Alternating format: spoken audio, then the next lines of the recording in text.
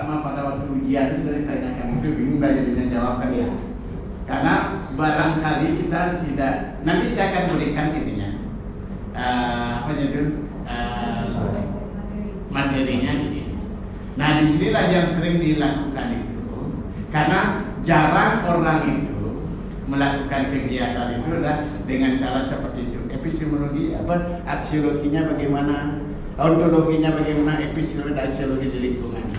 Kemudian yang berikutnya adalah ini saya akan, ini loh yang seharusnya Anda miliki.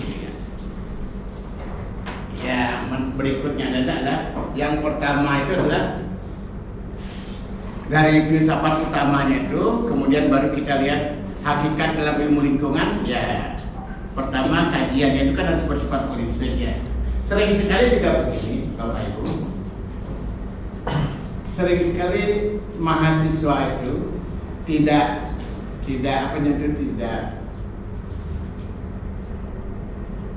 membuat proposalnya itu tidak memperhatikan variabelnya. Ya dia buat aja judulnya, tujuannya gitu kan ya. Kemudian dia lupa bahwa kalau dalam judul yang kita ini kan pasti ada variabel, dalam pengertian pasti ada variabel, tidak mungkin tidak ada. Ya, baik variabel terikat, yang paling ini adalah variabel bebas dan variabel terikat yang menentukan apa yang akan kita lakukan. Kemudian ada variabel pendukungnya di sana. Kemudian apakah dia moderatornya, variabel dan yang lain-lainnya. Dari variabel itu baru kita berdasarkan dengan variabel tujuannya apa. Kita cari indikator variabel itu. Apa yang akan kita ukur? Bagaimana cara mengukurnya? Makanya langsung nanti ke dalam metodologinya. Variabel yang pertama itu apa, indikatornya apa, bagaimana kita mengukurnya. Oh ini mengukurnya. Kemudian baru di pembahasannya bagaimana. Yang sering dilupakan saya lihat, ada variabel semuanya ada. Mengukurnya nanti pada waktu di tengah-tengahnya itu udah bercampur aduk dia jadinya ini. Karena dia mengikuti pola pemikirannya, dia tidak melihat daripada tulisan ilmiah itu harus kita ya tujuannya kita apa ya, kemudian dari tujuan itu apa yang harus kita kerjakan, bagaimana kita mengerjakan itu, apa yang kita dapatkan. Setelah kita dapatkan baru kita bahas. Kadang-kadang yang kita dapatkan bahasanya di belakang dia. Nah sering kami lihat seperti itu, yang tidak konsisten seperti itu. Sering juga lupa yang disebut variabel itu apa. Yang penting saya melakukan gini, proposal saya itu apapun silahkan aja. Tapi tujuan saya itu ini loh gitu. Nah di sanalah kelemahan yang saya sering kelihatan dari mahasiswa gitu. Karena sudah terbiasa seperti itu gitu. Karena di S2, S3 itu harusnya tidak belajar lagi. Kita mengidikan kembali apa yang Bapak Ibu kerjakan, proposal yang akan dikerjakan itu kan ya, itu yang akan kita bicarakan. Tidak akan sama dia. Ilmu itu ya pertama, makanya sebenarnya yang paling sulit itu di S1. Ya karena semua ilmu kita dapatkan di sana itu. Jadi S2 tinggal pendalaman. Di S3 kan sebenarnya sudah ya, dasar metodologi sudah dapat semuanya. Di S1 sudah. Sekarang tinggal saya akan nulis ini tuh. Bagaimana metodologinya nanti. Makanya bagian akhir itu Ibu kan, di bagian akhir daripada itu kan Ibu harus menyusulkan proposal. Ya, apa yang akan dilakukan. Bagian tengah-tengah nanti kita akan melakukan ya critical proposal, apa yang harus kita take, proposal personal. Kemudian timnya Ibu apa yang perlu diperbaiki. Nah itu sudah kami lakukan. Ya ini adalah pertama kali kita menerapkan dari 11 ya, dari 11 mahasiswa yang semester 3 itu 10 sudah kualifikasi. Ya, hanya satu saja yang belum. Ya karena kami itu tantang itu seperti itu. Karena udah semester 1, 2 cuma satu metodologi sudah. Kemudian semester 2 nanti akan ada statistiknya. Berarti tidak ada masalah lagi sebenarnya dari penelitian proposal yang akan Ibu Bapak lakukan itu.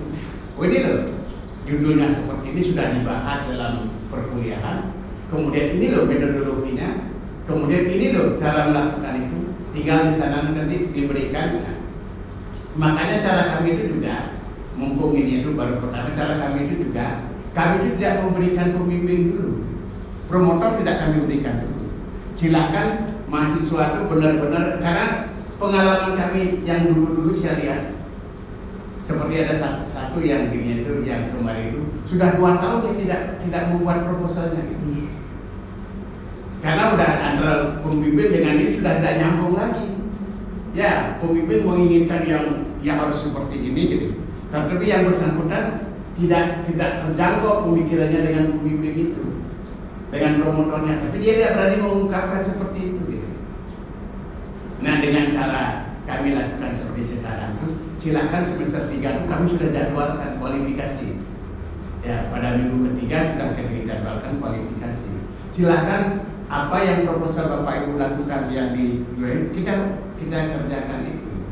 Nah, dari sana baru ada tim pengujinya, hanya tidak mengoreksi itu, tapi apa sih yang harus ditambahkan, apa yang harus dikurangi untuk proposal itu supaya bisa dijadikan proposal disertasi. Nah, itu yang kami lakukan itu.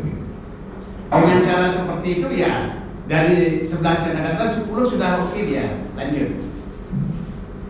Nah, tinggal satu aja Pak Bejo yang belum, mudah-mudahan ini minggu ini itu sudah bisa dilakukan itu.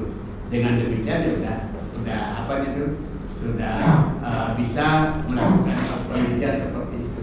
Nah, setelah diujikan kelayakan yang bersangkutan, baru kami berikan promotornya. Promotor itu pun Bapak Ibu yang pilih. Menurut Bapak Ibu siapa kira-kira yang dekat keilmuannya dengan dosen yang ada di Universitas Palangkaraya?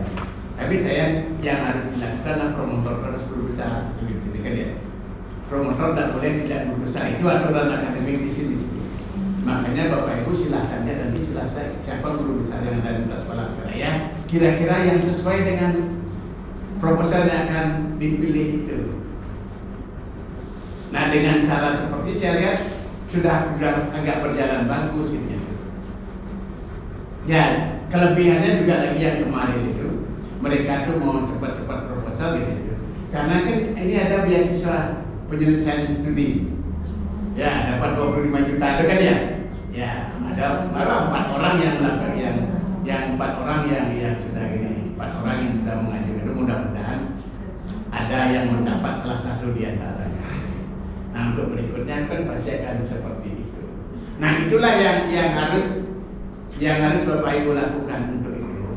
Jangan takut. Yang sering terjadi itulah Bapak Ibu takut apa yang akan dikerjakan, takut diketahui oleh orang. Nah, di sanalah letak kekeliruannya yang biasa saya dapatkan itu.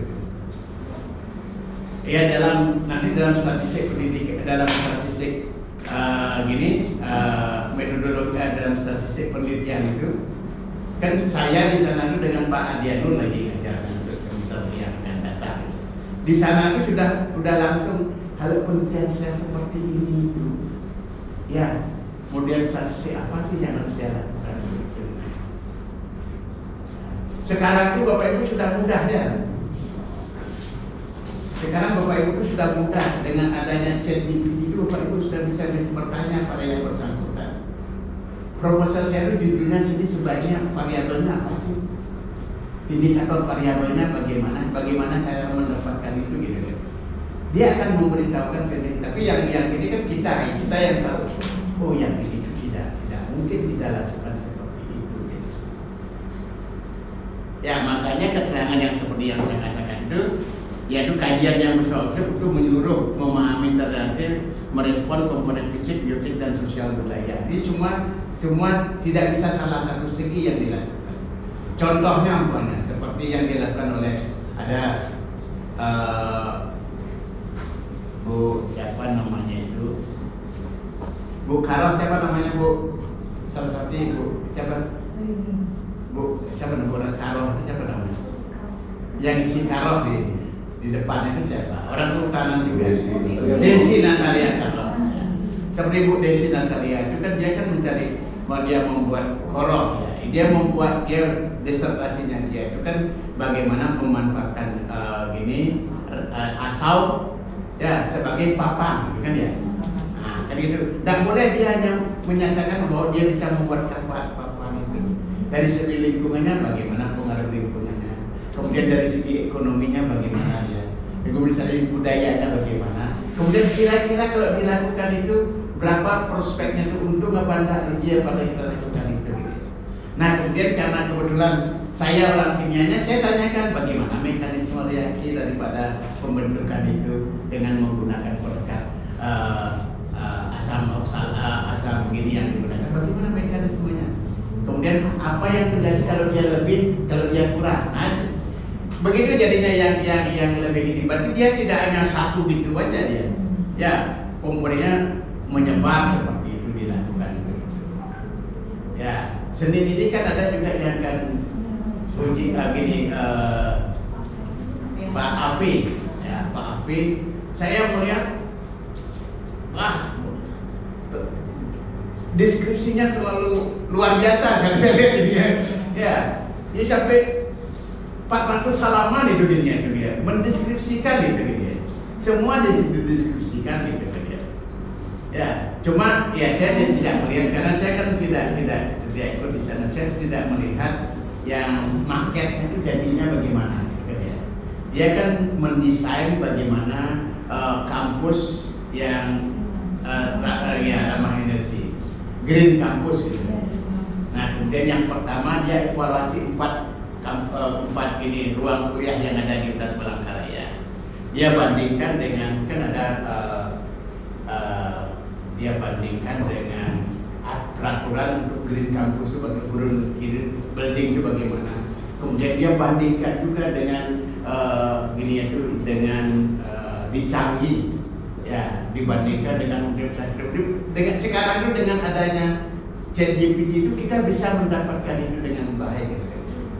Nah dia dapatkan juga itu desainnya bagaimana, dapatlah dia desain gitu. Tapi saya melihat secara ilmiah bagus saya lihat ya. Tetapi bagi orang itu akan bosan, dia tidak akan melihat dia. Ya karena kesimpulannya masih panjang kesimpulannya gitu kan. Nah saya lihat itu masih panjang itu kesimpulannya, tidak ya itu bagus ini, tapi kesimpulannya harusnya orang baca, oh ini loh yang dilakukan ini. Kelebihan itu apa? Ini. Nah itu yang belum saya lihat di sana. Tulisannya sudah bagus. Ya, dan saya juga belum melihat juga berapa kira-kira biaya untuk membangun kampus seperti itu berapa biayanya. Nah, dengan demikian kan ya, karena bimbingan saya Desivela, ya bimbingan saya itu Desivela kan ya 3 tahun ya, masuk ke tahun ketiga dia sudah bisa selesai. Ya, dia itu bagaimana membuat suatu taman kota yang diinginkan oleh masyarakat Kota Palangkaraya, bagaimana taman kota yang baik.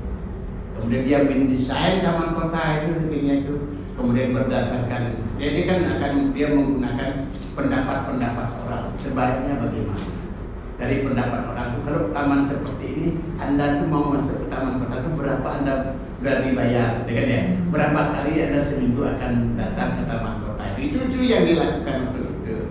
Kemudian berapa luasannya itu, kemudian berapa biaya yang didapatkan, marketnya bagaimana. Nah kemudian kalau kita membuat taman kota seperti itu, kapan kita kira-kira kembali uangnya itu? Dengan tiket yang dia dapatkan berapa kali. Nah artinya apa? Artinya penelitian yang itu kita adalah menyeluruh jadinya gitu ya, bukan hanya ini ya, tapi kita bisa menghitung. Dan ingat juga Bapak Ibu tidak harus mengerjakan sendiri ya, pemikirannya sendiri, tapi kita bisa, oh ini orang ekonomi loh ya, coba bantu saya bagaimana mengevaluasi yang ini seperti ini. Oh ini orang yang pintar buat desain, coba saya buat desain ini juga. Dengan demikian semua orang itu ya, ibu kan sebagai manajer sebenarnya, kita bisa ini siapa orang sih yang kerja ini kan. Apalagi Bapak Ibu pejabat semuanya waktunya itu kan sudah tidak gini lagi ya. Tapi kita punya pemikiran kita, bagaimana pemikiran kita bisa kita sampaikan pada orang yang bisa mengetahui itu. Nah dengan demikian pada saat itu kita juga tidak ada masalah bisa lakukan seperti itu. Nah kemudian yang tak penting, yang tak kalah pentingnya biasa ditanyakan adalah ya novelty-nya apa? Ya kebaharuan apa yang ditampilkan dalam itu? Saya punya buku masih dipinjam dia 7 langkah untuk membuat disertasi, membuat proposal disertasi. Saya lihat bagus buku itu. Kebetulan anak saya itu sekarang sedang S3 di Udayana juga. Dia dikasih buku itu dia. Langkah-langkahnya ada 7 langkah yang dilakukan. Langkah yang pertama itu adalah saya lihat itu bagaimana dia mendapat apa sih yang sekarang menjadi tren penelitian tentang bidang keilmuan itu. Nah, dia akan masukkan ke sana, kemudian dia diinginkan cari siapa orang-orang di Indonesia yang ahli dalam bidang itu, penelitiannya apa aja. Gitu kan ya. Dia masuk ke perguruan tinggi yang gitu. Oh ini orang-orangnya itu, apa aja tulisannya yang terakhir. Tulis yang terakhir biasanya abstrak pasti kan bisa diberi ketir ya. Dari sana sudah bisa melihat. Nah dari sana sudah kita lihat, oh ini yang sudah dilakukan. Apa gap yang akan kita lakukan berdasarkan itu? Nah itu yang ini. Sampai nanti ke 7 langkah terakhir Anda akan mendapatkan proposal yang baik. Kemarin dipinjam sama S2 di buku saya itu. Nah, mudah-mudahan minggu depan bisa kembali, saya bisa share nanti ya. Siapa tahu ibu bapak apanya tuh pingin lihat seperti itu, bagus ya lihatnya itu. Nah, yang bagus itu perlu kita tiru juga gitu ya. Nah kemudian yang berikutnya juga, nah ini tadi sudah kita lakukan. Nah ini tujuannya adalah yang ini kita bisa, nah bisa belajar. Kok ke sana larinya dia?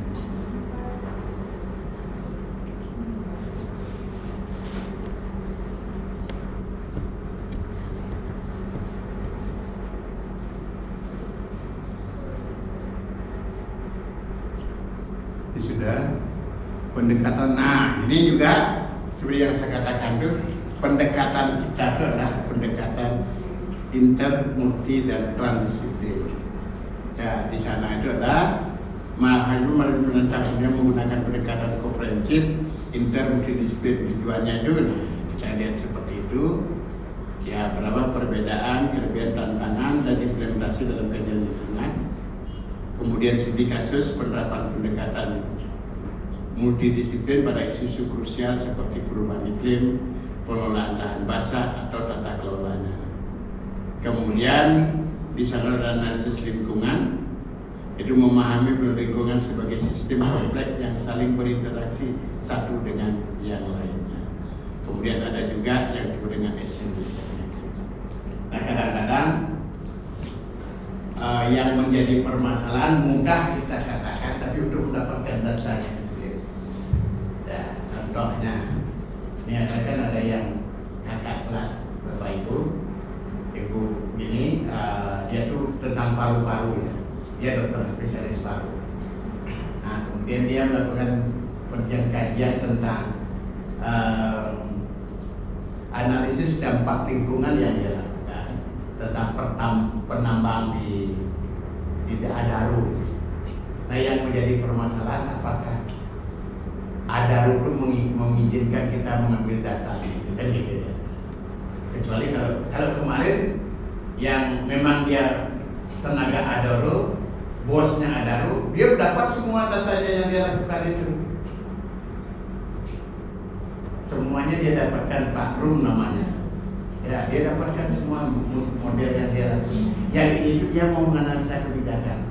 Apakah kebijakan tentang kesehatan itu sudah diterapkan di sana apa enggak? Nah, dia bandingkan antara penduduk di sekitarnya dengan penambang yang ada di sana. Yang pertama kadang-kadang kan begini sering di pertambangan itu. Mereka itu aturannya harus menggunakan masker. Tapi kadang-kadang mereka kan tidak senang masker. Ribet menggunakan itu kan ya. Udah jadi biasa aja. Sama dengan beberapa penambang emas skala kecil kita ini. Dia menggunakan merkuri untuk mendapatkan emas. Kita memberikan penyuluhan enggak, tapi sudah puluhan tahun ini tidak ada sakit kok kami itu. Mereka lupa tuh akumulasinya ya gitu. Akumulasi dan satu itu yang mereka lupakan sekali adalah DNA yang dia miliki itu. Ya dia akan berubah dia. Ya, ada ya seperti Hagi, ya Hagi yang berbahaya tuh bukan Haginya yang berbahaya, tapi Hagi organiknya yang berbahaya, Hagi plusnya yang berbahaya, atau uang Haginya yang berbahaya. Kalau Hagi sendiri tidak, uangnya yang berbahaya, karena uangnya itu dia akan bisa mengganti logam yang ada di dalam DNA kita. Dia masuk ke dalam itu, dia akan membuat cetakan baru. Ya, cetakan baru itu dia akan menghasilkan hal yang baru, di mana hal yang baru itu berbeda dengan yang diinginkan. Maka jadilah dia kanker gitu. Itu saya pelajari 20 tahun yang lalu. Baru saya tahu kok di sini dulu ya. Pada waktu dulu tidak tahu saya itu bagaimana kenapa kok diajari ini saya.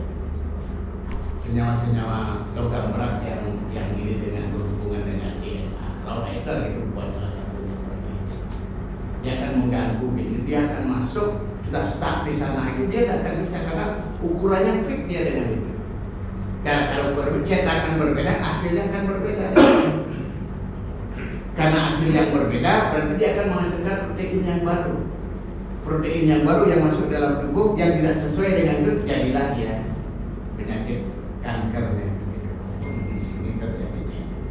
Nah beberapa logam-logam berat yang memiliki ukuran yang fit dengan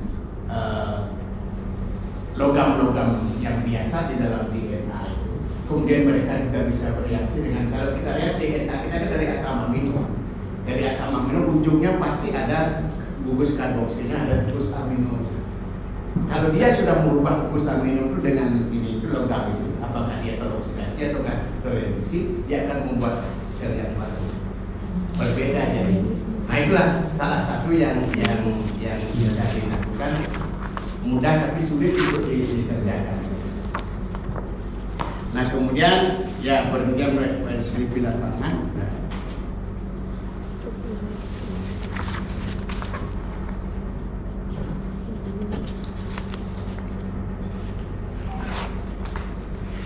Nah ini dia yang pertama itu penemuan kebaruan, mengubah masalah lingkungan menjadi pertanyaan dan spesifik yang mendalam, kemudian fungsi disertasi terhadap teori konsep baru pengembangan metode dan solusi metode. Kemudian yang terkenal sekarang adalah mixed method ini, ya, campuran antara penelitian kuantitatif dan penelitian kualitatif yang dicampur ini, kapan yang melakukan kuantitatif, kapan yang kualitatifnya.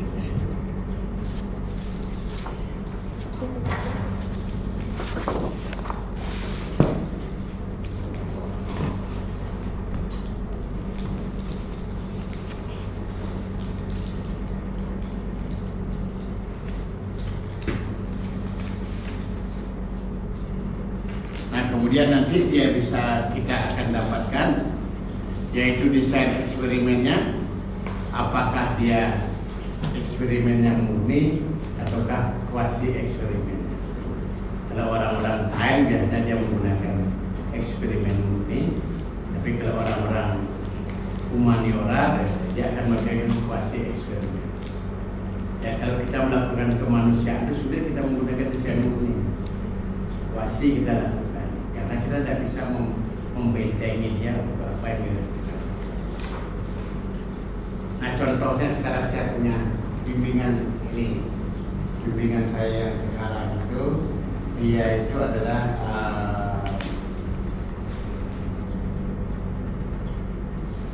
rekayasa silvikultur. Rekayasa silvikultur untuk mendapatkan naftopinon pada tumbuhan bawang dayak. Sederhana ini. Nah, kemudian sederhana, tapi kesederhanaannya itu rumitnya luar biasa. Dia dalam pikirannya akan mudah bahwa dengan silvikultur artinya kita bagaimana membuat tumbuhan bawang dayak itu bisa kita mudah kita dapatkan, mudah kita rekayasa. Kalau rekayasa dulu kan nanam kita dengan kalau kita rekayasa silvikultur itu kita ambil bagian bawang dayak, apakah kulitnya, apakah daunnya, kemudian kita inikan mereka supaya lebih cepat tumbuh. Kita tidak memerlukan mereka, tapi kita tumbuhkan mereka. Ya, dengan silvicultur kita tumbuhkan mereka. Nah, setelah kita tumbuhkan mereka, kita kan tahu. Orang biologi itu pasti tahu, orang kimia juga tahu bahwa senyawa uretrin atau senyawa yang dihasilkan, propanol yang dihasilkan itu adalah di dalam stomata atau di dalam vakuola. Nah, dengan sekarang sudah bisa memecah vakuola, sudah bisa. Tanpa tumbuh-tumbuhannya kita akan bisa mendapatkannya. Saya bilang sama bimbingan saya, itu mudah kamu lakukan, tapi kamu sudah cobalah, saya bilang gitu. Pilot proyeknya dulu dalam bentuk kecil dulu. Oh ya, bisa saya lakukan, saya dapatkan. Makanya kita baru dilakukan. Setelah dia dapatkan itu, baru dia bandingkan. Dia bandingkan dengan cekaman pH, kemudian dengan kekeringan. Karena dia ditambah gambut, biasanya pH-nya rendah. Ya, kemudian dengan merendahkan pH, apakah dia akan memproduksi metabolit sekunder lebih banyak apa enggak? Dengan kekeringan itu, ini kan kalau orang biasanya begini. Kalau orang sudah menghadapi masalah manusia gitu, dia kan akan pasti bagaimana dia caranya mengatasi masalah tersebut. Ya, nah dia menganggap tumbuhan itu modelnya seperti itu. Dengan diberikan perlakuan, kemudian pH-nya direndahkan, tapi semuanya di dalam in vitro, semuanya dalam lab dia lakukan. Dengan ini apakah naproquinol yang dihasilkan itu lebih banyak apa sama? Nah, itu yang dia lakukan itu. Nah, saya sebagai yang belajar kimia, saya pikirkan itu bawang raya itu memang bagus. Tetapi bagaimana Anda memisahkan senyawa itu, karena senyawa itu dalam bentuk sedikit sekali senyawanya itu. Tidak akan bisa kita melakukan itu, mensintesa itu. Sekarang itu orang itu sudah lebih gini lagi, sudah lebih expand lagi dia. Senyawanya apa gitu. Kemudian dia lakukan siliko di dalam komputer, dia lakukan. Ya, senyawanya ini kemudian dia diberikan ini loh. Diberikan mikroba yang apa gitu, bagaimana dia diberikan itu pada saat berapa, kemudian bagaimana pelepasan itu yang sudah dilakukan. Saya bilang ini itu pemikiran ya 20-30 tahun yang lalu. Pemikiran sekarang sudah tidak gitu. Mereka itu jarang sekarang masuk ke lab, dia sudah menggunakan data-data yang ada di komputer itu. Ya istilahnya di docking itu dia diberikan dubes di sini, diberikan dubes ini, bagaimana dia, apakah ininya berpengaruh apa enggak. Nah kemudian saya bilang gini, boleh kamu lakukan ini, kalau membatasinya kan enggak boleh kita ya, tapi coba dulu dalam bentuk pilot project. Menurut saya bilang gitu, supaya kamu lebih mudah, enggak usah kamu lihat ininya dulu. Studi literatur aja kita pakai bahwa senyawa yang dihasilkan itu banyak digunakan untuk ini, bisa untuk ini. Studi literatur aja ini. Nah sekarang kamu sebagai orang biologi, kemudian juga lingkungan, bagaimana supaya mudah mendapatkan bawang raya itu yang saya lihat. Silviculturnya aja ditekankan, jangan kamu menekankan pada bagaimana kita mendapatkan senyawanya. Nah kalau dia bisa mendapatkan silviculturnya bahwa ini loh yang paling bagus, dengan pH sekian yang paling bagus, dengan yang ini situasi seperti ini, tanahnya seperti ini, nah baru kita ginikan, sosialisasikan kepada masyarakat untuk beginikan bawang raya itu, ini loh yang gini. Tapi kita tahu bahwa bawang raya itu pasti menghasilkan senyawa yang ini. Saya katakan seperti itu gitu. Ya kalau tidak begitu, saya kira kamu tidak akan selesai, saya bilang gitu. Tidak akan selesai ini, saya bilang. Ya. Karena sekarang peralatannya kan sudah canggih. Coba kamu baca, saya bilang gitu. Saya kasih dia jurnal 3 jurnal ini lah. Coba kamu baca jurnal ini. Saya bilang. Bagaimana mereka menghasilkan senyawa itu? Mereka menggunakan HPLC, DCMS ya, high performance liquid chromatography. tapi digabungkan dengan JCMS. Mereka itu tidak mengisolasi, mereka hanya menentukan, oh ini senyawanya itu ada loh. Ini lebih yang menentukan dia ada. Berapa banyaknya yang ada? Berdasarkan kurva itu dia bisa mengukur, oh ini loh sekian banyaknya dari sekian mili yang kamu suntikkan itu hasilnya sekian loh volumenya yang itu. Nah dari sana kita sudah bisa melihat berapa sih yang didapatkan dari itu. Sekarang peralatannya sudah canggih-canggih sekali. Kecanggihan alat itu juga bayarnya itu mahal juga. Ya satu sampel untuk itu tuh luar biasa. Karena dia untuk mendapatkan yang namanya HPLC itu, untuk mendapatkan gradien yang tepat untuk memisahkan itu yang lama. Nah setelah dia dapatkan, itulah ilmu yang dia miliki, bahwa senyawa ini dipisahkan dengan model gradien ini, asin nitrogen sekian, pelarutnya ini sekian, ini sekian, ini sekian, baru dia bisa dapatkan. Teman saya itu 2 tahun dia mencari bagaimana gradien yang baik untuk memisahkan suatu senyawa. Itu dia kerjakan itu aja dulu, ini ditambahkan, hasilnya gini, oh ini dikerjakan lagi, kemudian dia share lagi, oh dia gini. Nah setelah dia dapatkan, dia sudah mempunyai patennya itu, oh ini loh yang dia lakukan itu, ini yang paling bagus. Kenapa dia paling bagus? Baru dia cari ini literaturnya yang menyebabkan. Kenapa dengan campurannya dia dapat mikro dengan cara itu. Nah itu yang harus kita lakukan, itu yang integratif. Saya Ibah Pasca saya di sini itu tahun ini kan saya dapat Ibah Pasca. Saya menggunakan besi 304. Besi 304 saya gabung dengan saya gabung dengan apa namanya dari Teberau. Ada pohon-pohon yang di sini. Teberau ya. Kan banyak yang tidak termanfaatkan. Ya, saya jadikan dia alat aktif Teberau. Ya, dengan cara pirulisis, nah, kita dapatkan aktifnya itu. Kemudian saya gabung dia dengan besi 34. Biokarnya itu saya gabung dengan besi 34. Kemudian dari sana itu dalam keadaan basah, ternyata hasilnya bagus sekali. Ya, dia ke 87% dia bisa mengurangi kekeruhan daripada air gambut itu. Yang penting jadinya saya dapatkan. Nah, tahun berikutnya yang akan datang itu saya sudah punya ini itu, air yang didapatkan apakah sehat untuk rendah. Ya kita evaluasi air bakunya itu. Nah saya sudah komunikasi dengan dosen kimia yang baru datang dari Malaysia itu. Ya dia kan membran ya. Nah coba Pak, ini kita masukkan yang saya dapatkan itu ke membrannya itu. Apakah dia akan menghasilkan hasil air yang bagus? Dia kan disertasinya dia itu mengolah air laut menjadi air minum gitu. Salinitas itu dia membuat air laut menjadi air minum dia dapatkan. Saya bilang ini lebih mudah, saya bilang itu. Cobalah nanti cari bagaimana dapatkan itu. Ya siap dia bilang itu. Nah yang sekarang tuh yang saya lakukan itu dia dapat air beginilah, airnya sudah bagus bening. Sekarang yang menjadi pertanyaan, kenapa air itu menjadi bening? Nah, kan gitu kan ya? Nah itulah yang dibahas dengan ilmunya itu.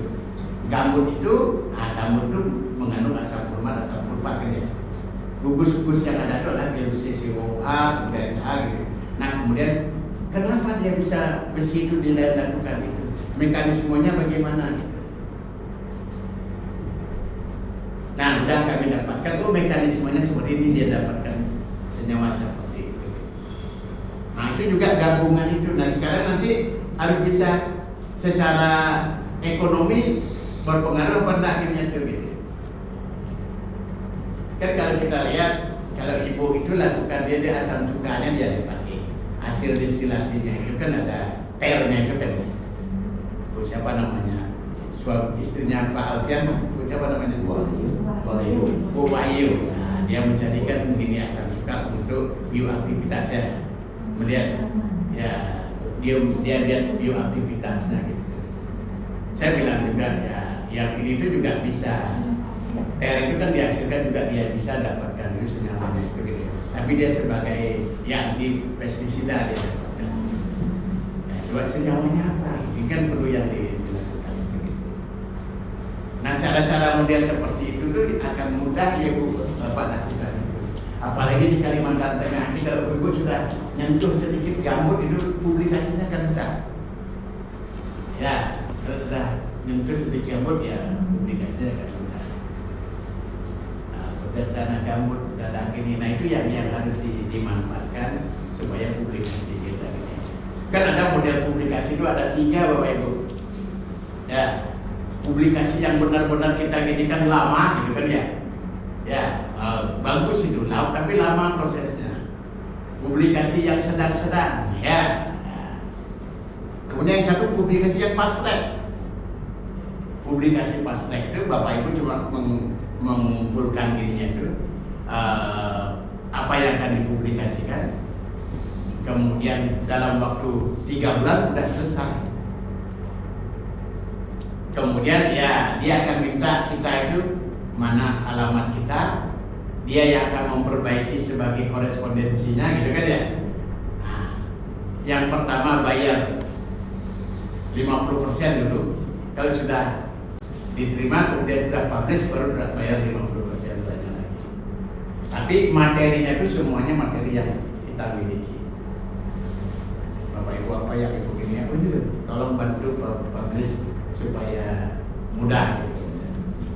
Kalau yang biasa ya agak lama gitu, masuk dulu apakah ditolak gitu kan ya. Ya kemudian begini. Ya kalau kita mau Q2 atau Q2, kalau Q3 masih agak mudah. Q4 juga agak mudah deh. Q4 2,5 juta aja gitu.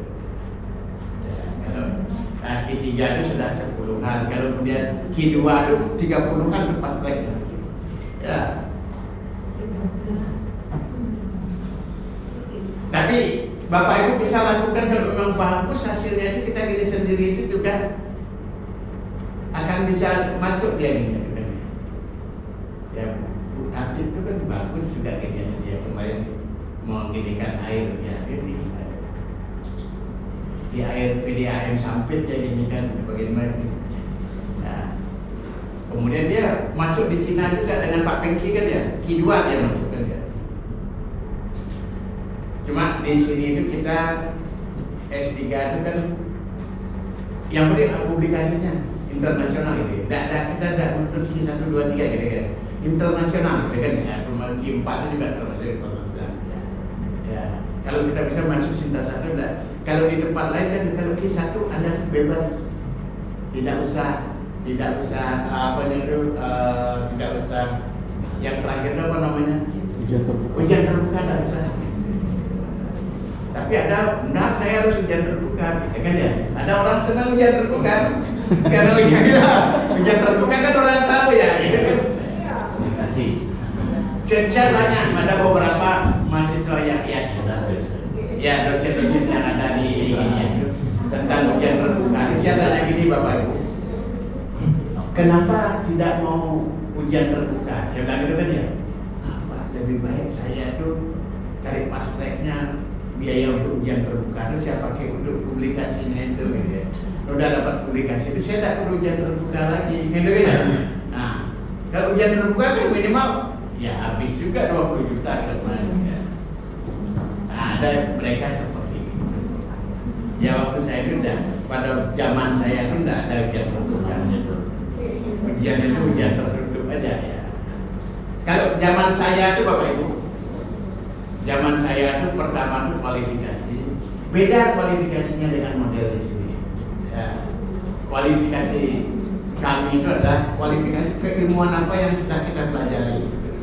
Tapi masih nulis itu ya. 3 jam itu ujian kualifikasinya. Nah, sudah kualifikasi baru proposal. Setelah ujian proposal, kemudian seminar hasil. Sudah seminar hasil, ujian kelayakan istilahnya. Kita tidak hadir. Disertasi kita aja diuji dengan penguji dan pembimbing, dia aja yang gini ujian kelayakan namanya itu ya. Tidak hadir kita itu. Nah, oh ini dapat. Karena mereka kenapa terjadi seperti itu? Karena pembimbingnya pasti tahu, promotornya dengan pembimbing tahu apa yang kita kerjakan. Dialah yang nanti yang memfasilitasi apa. Oh ini maksudnya ini. Gitu. Ah, setelah selesai itu kita tahu dapat amin atau A. Gitu. Nggak ada yang dapat B plus, nggak ada amin atau A aja. Gitu. Kalau pokoknya waktunya kurang dari 1 bulan gitu ya, kita ujian tertutup pasti ada dapat. Nah itu dulu. Kalau lebih dari 1 bulan baru amin dan dapat gitu ya. Itu aja gini dulu tidak ada harus publikasi, nggak ada waktu saya itu nggak ada publikasi saya itu. Ya. Ya, di waktu saya itu tidak ada. 2006 saya itu 2006 gitu. Kemudian sama dengan guru besar dulu gampang waktu saya ada, dan bukan kayak gitu lah. Tidak perlu, yang penting satu publikasi terakreditasi itu aja. Satu yang terakreditasi. Tidak harus sekarang studi internasional ada dunia macam-macam. Waktu saya itu tidak. Tapi orang juga malas pada waktu itu. Tahulah Bapak Ibu, berapa sih fungsional guru besar? 18. Mana? Fungsionalnya itu adalah 1.350.000 itu gede itu fungsionalnya. Fungsional. Ya pada waktu saya itu 2007 ya dapat segitu aja. Ya kemudian 2008 baru ada tambahan itu. Ya tunjangan kemaslahatan itu kan baru aja gitu. Ya, mungkin baru tahun yang kemarin. Ya. Kadang-kadang gitu. Cobalah bayangkan, begitu dosen tidak pernah komplain. Ya, yang pertama asisten ahli kan, asisten ahli berapa Bu? 750 ya? 700 ya? 300. Kemudian lektor 500. Lektor kepala 900 kan ya? Guru besar 1.350.000. Orang-orang di sini tuh buat apa cari guru besar? Begitu dia tuh tambahan tunjangannya cuma dari ini cuma 400 saja. Dia bilang gitu kan ya dulu. Semua saya ajak dulu. Saya tuh semua saya ajak Pak Petrus, kemudian Bu gini, semua saya ajak yuk kita pada waktu kan saya kan kuliah di Malang. Di Malang inilah kita kuliah supaya kalau sudah selesai pasti tidak akan bisa nulis, saya bilang gitu kan ya. Di waktu kuliah inilah kita gini tuh gitu. Saya tuh orangnya tuh agak gini lah ya. Kan banyak teman-teman, bukan hanya jurusan, banyak teman-teman. Oh dia tuh ada di Sumatera gitu. Titiplah satu publikasi saya. Ada di gini, titiplah satu publikasi saya. 2006 saya selesai, 2007 saya sudah guru besar Bu. Tidak ada semuanya dipublikasi dari dulu. Kalau pada waktu sekolah tidak boleh pakai. Sekarang kan tidak boleh. Sekarang itu udah berbeda-beda. Kalau dulu silakan aja pakai apa yang kamu kerjakan pada waktu jadi mahasiswa kerja, boleh dipakai gitu kan ya.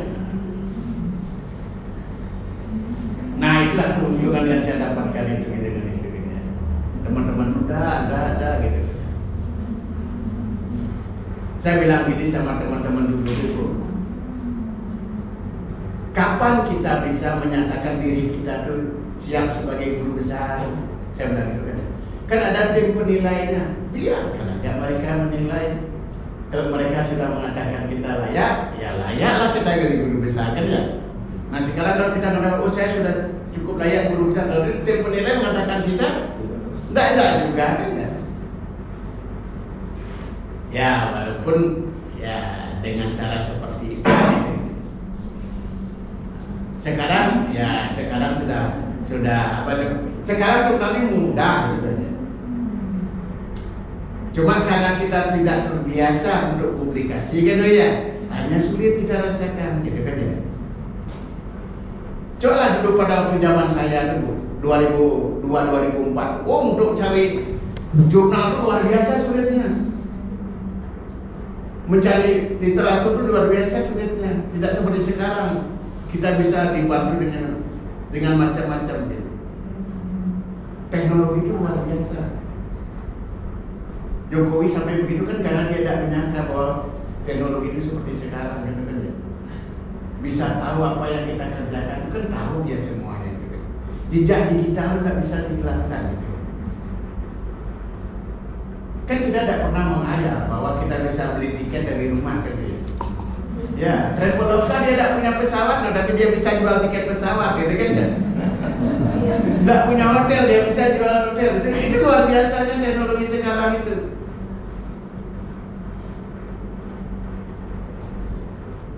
Nah itu yang kita lupakan dulu itu. Ya seperti sekarang lah kurikulumnya diganti deep learning gitu kan ya. Saya dulu 15 tahun yang lalu sudah belajar tentang deep learning itu gitu kan ya. Tapi kita dunia kita mungkin ke Amerika juga ya. Kita tidak ke Eropa gitu, ke Amerika kita gini patron kita gitu. Ternyata sama aja sebenarnya, coba istilah-istilahnya jauh berbeda gitu. Nah, seperti yang saya katakan tadi itu, Bapak Ibu itu juga seharusnya lihat juga apa yang akan Ibu lakukan nanti untuk disertasinya. Ya, kemudian kira-kira apa gitu. Kalau tidak tahu bisa tanya sama apa dulu, kalau dulu kan sama Google kita tanya ya. Ya, Mbak Google ini. Mbak Google itu orang yang paling penyabar. Bener loh, jam berapapun kita ganggu dia itu dia siap membantu kita. Kan gitu Pak Google ya gitu. Tapi kan katanya kapanpun bisa. Tapi kalau kita tidak pernah ketemu dengan dia juga ya, mencarinya akan sulit gitu ya. Mau masuk ke sama dengan sekarang ChatGPT. Prompt apa yang kita harus masukkan supaya kita dapat jawaban yang baik gitu kan ya. Bila perlu diputar dia gitu kan. Karena dia kan hanya mendapatkan dari masukan-masukan yang ada gitu kan ya. Kadang-kadang kalau saya langsung balikkan dia ke enggak percaya sama apa yang kamu, dari mana kamu dapatkan itu. Dia akan balas kayaknya, ini loh saya dapatkan di publikasi ini judulnya dia bilang. Kapan dia mulai seperti itu? Ya kita seperti bercerita dengan dia itu, berkomunikasi dengan dia. Yang harus dipelajari bagaimana memanfaatkan form-form yang ada itu yang dikatakan. Saya punya seperti ini bagaimana? Coba jelaskan saya kok saya tidak ngerti tentang ini dia bilang. Ya akan belajar begitu. Adakah pihak lain yang lebih rinci daripada ini? Kalau mau yang terrinci ini. Saya mempunyai 2 Gemini, 1 ChatGPT gitu kan. 3 gini saya gini kan. Saya akan cari perbandingan gitu. Ternyata hasilnya ya tidak terlalu berbeda juga. Gemini-nya gratis, ChatGPT-nya bayar gitu kan ya. Gemini terbatas ya. Kalau kita sering gunakan dia, habis gak waktu Anda, dia bilang gitu kan ya. Nggak bisa lagi dia jawab ini. Kalau ChatGPT kita mau nanya ini upgrade dulu gini, dia bilang gitu kan ya. Dia bilang gitu, upgrade dulu baru saya menjawab, dia bilang gitu. Tapi bagus Bapak Ibu, bagus. Saya ini bagus. Dia membantu kita memformulasikan masalah, dia bantu. Kemudian menjelaskan juga dia bantu kita. Dari penjelasan yang dapatkan baru kita ambil sarinya. Dan ChatGPT itu dia bisa membantu kita loh, arrange kalimat ini supaya menjadi kalimat yang baik. Dia akan membantu. Makanya yang sekarang kan dapat yang namanya Turnitin itu kan sudah out of date gitu. Udah Turnitinnya 50% gitu. Masukkan ChatGPT, bantu saya arrange supaya dia jadi 11%. Dia akan bantu ini. Langsung muncul.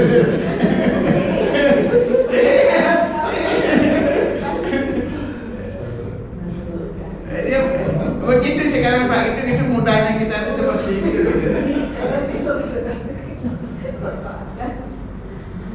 Nah ini kan ya saya tidak tahu deh, ghostwriter itu kan. Ghostwriter itu dengan bayar 5 juta Anda kan bisa mendapatkan buku yang ber-ISBN. Nah, tapi saya tak tahu nanti apakah itu masih dipakai apa enggak gitu. Kita hanya beri judul aja dia, Ghostwriter itu. Ya, saya judulnya sendiri buatkan saya buku berapa halaman gitu ya, sekian halaman gitu. Ya, tunggu lagi. Kira-kira 20 menit saya akan buatkan Anda. Jadi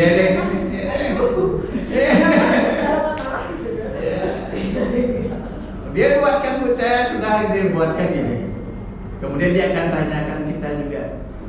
Coba baca dulu sesuai apa yang kamu inginkan gitu. Di mana yang perlu diperbaiki.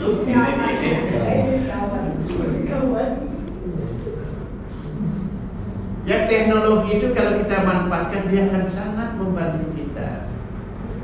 Ya, makanya smartphone itu bagus, tapi jangan dipakai untuk mainan. Anak-anak itu kan dipakai mainan lebih banyak kan ya. Kalau dia dipakai, makanya ini loh. Sekarang itu kalau kita lihat Merdeka Belajar, kampus Merdeka itu kan dua sisi seperti pisau ya. Orang yang memanfaatkan dengan baik itu jadi pintar sekali dia. Tapi orang yang tidak memanfaatkan jadi bodoh sekali. Karena kan tidak ada murid yang tidak naik sekarang.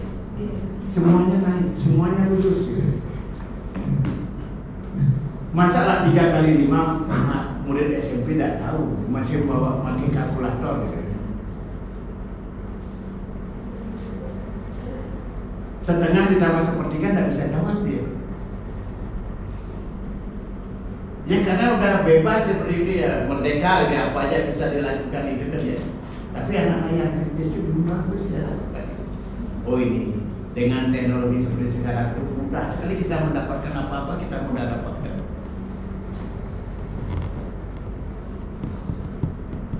Saya ngajar di membimbing S1 ini. Kemudian materinya apa? Kan tidak persis seperti kita. Tanya ini kira-kira apa yang begini itu? Bagaimana mekanisme reaksi yang ini? Kenapa dia belajar ini? Oh ini hasilnya semuanya dapatkan. Nah itu kemudahan yang didapatkan. Makanya yang kalau kita lihat dalam proyek yang kualitatif yang mendalam itu yang terpenting itu adalah analisis wacana itu, bagaimana kita mendapatkan data itu, apa yang harus kita lakukan dan siapa yang harus kita wawancarai. Kan stakeholder semua yang harus wawancarai. Kebanyakan Bapak Ibu itu banyak membuat mencari strategi apa yang terbaik itu kan harus FGD ya, siapa orang itu, kemudian setelah itu dilakukan kita bersama, kita dapat jadi strategi yang terbaik itu dilakukan.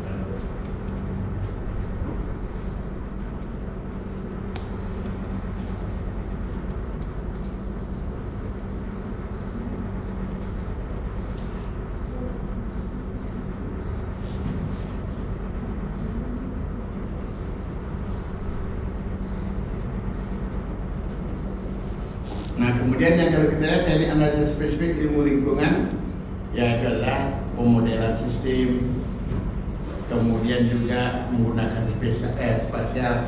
Saya memilih MPWK itu mereka tuh banyak menggunakan JIS itu, data yang itu. Mereka bagaimana bisa memotret seperti itu. Nah kemudian yang ada ahlinya satu sebenarnya simulasi daripada yang itu di Waluyo namanya, di teknik fakultas teknik di alumni Undip dulu. Dia bisa membuat menggunakan pemodelan itu matematika itu dia bisa. Ada PSAL S2 dia menggunakan bagaimana mengelola sampah dengan baik. Dia menggunakan pemodelan berapa masuk berapa ini kira-kira berapa tahun sampahnya kan ini supaya tidak itu apa yang harus dilakukan dengan langkah-langkah seperti itu bisa dilakukan. Pemodelan itu saya tidak percaya dulu teman saya di waktu S2 itu mereka ini berapa jumlah penduduk Indonesia tahun sekian gitu. Dengan pemodelan matematika dia dapat dengan. Nah yang penting adalah kita mencari berapa komponen apa yang kita bisa masukkan yang menambahkan jumlah penduduk bertambah. sama dengan mereka itu beberapa juga salah memprediksi karena kami berhasil kan ya. Kami berhasil tentunya tidak akan berubah. Sama dengan sekarang kalau Bapak Ibu lihat nyoman dan ketut di Bali itu sudah langka. Ya, karena kabinya berhasil. Ya, anak ketiga, anak keempat itu tidak ada lagi. Nah, untuk mempertahankan budaya gitu kan ya. Sekarang pemerintah yang di Bali itu dia mensubsidi siapa yang mau punya anak nyoman dan ketut dia akan dibiayai oleh pemerintah. Malah melahirkan. Nah itu kan ada beberapa ya, makanya yang ini itu orang jangankan itu Pak yang di Bandung itu orang orang sakitnya dibiayai Pak, karena terlalu banyak uangnya yang mereka miliki gitu, nggak habis untuk ini kan ya. Makanya jalan itu nggak ada yang rusak di Bandung Pak, semuanya bagus. Ya makanya sekarang yang kemarin itu terjadi banjir luar biasa tuh. Sekarang ternyata dilihat banyak sempadan sungai itu yang dibangun. Nah, kemudian tata kelola sampah sudah sangat jelek di Bali. Karena penutupan yang ada tempat pembuangan akhirnya itu mereka sudah tutup, tidak digunakan lagi. Karena dulu selama 2 bulan itu terbakar. Ya bukan dibakar, itu terbakar karena gas metan yang dihasilkan itu gitu. Tidak bisa dimatikan, mengganggu penerbangan juga gitu. Nah makanya sayangnya itu tata kelolanya itu di gubernur gitu, uangnya gitu, tidak di ujung ini gitu. Akhirnya kan ya saling gini lah gitu. Pada masalah gubernur langsung ke RT kan tidak bagus juga kan ya. Nah sekarang tidak terjadi seperti itu. Di Kalimantan Tengah di sini kan belum tapi ke depan itu pasti akan terjadi seperti itu. Ya ada kemarin kan Pak siapa yang menggunakan sampah juga. Sekarang dia jadi direktur bank sampah. Mahasiswa S3 siapa namanya itu? Dosen kita pada teman kita juga yang di Kalteng itu. Dia jadi direktur bank sampah. Nah, kemudian yang ada yang di Lamandau juga ada menggunakan seperti itu.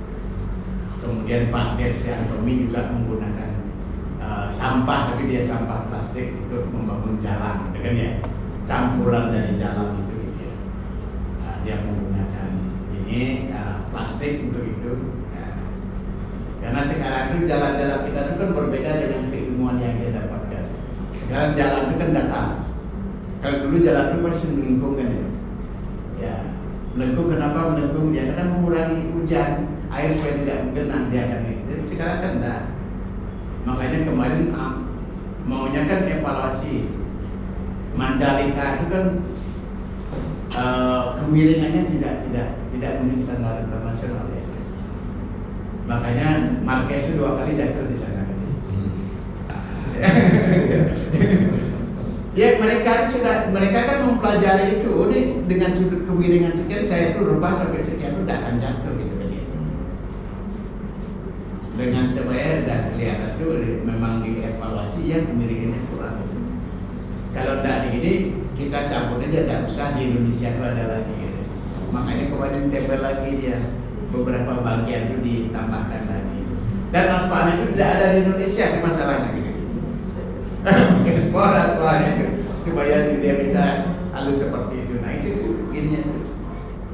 Sentripetal dan gaya sentripetal dan sentrifugal. Kalteng itu kan banyak sekali orang jatuh di sini kan ya. Coba lah ibu dia di sini. Ya di sini kita lihat di Yostas ini lagi. Dia belokannya itu dia belok ke kanan tapi miringnya ke terbalik ya gitu. Harusnya miringnya ke sana kan, miringnya ke sana ini. Ya, yang ini tadi saya kanan dengan kiri jangan ini. Budaya di sini itu kan bagaimana melaksanakan pergeseran dari budaya di air ke darat itu juga menyebabkan kecelakaan semakin tinggi, pelanggaran lalu lintas semakin tinggi. Ya saya juga bisa melihat juga anak-anak mahasiswa-mahasiswa baru yang datang dari kampung itu kan ya, biasanya juga sih sudah terbiasa di sananya sepi jadi tapi di sini ramai kan ya. Itu juga kalau Pak Polisi masih lebih tahu tentang itu, banyak kejadian-kejadian. Nah kemudian yang dari sisi ekonominya ini secara global aja dulu, nanti baru kita satu-satu apa yang harus kita lakukan. Ya. Mungkin ini juga sudah dijelaskan kemarin sama Ibu Yohana tadi, aksiologi ini tuh pasti masuk ke dalam secara ontologi, cara gini awal ya. Tapi yang berhubungan dengan lingkungan kan ya. Iya. Tapi beliau kalau Bu Johanna itu lebih ke membuat analisis dari geologis ke penulisan sistematikanya. Iya. Dari siapa tahu nanti pemuji dari luar begini coba saya gini kan sejarah. Dan terutama dalam bidang kajian kita nanti, ya disertasinya itu, ya supaya komponen ketiga yang pun harus masuk, harus kita pahami apa yang kita tulis.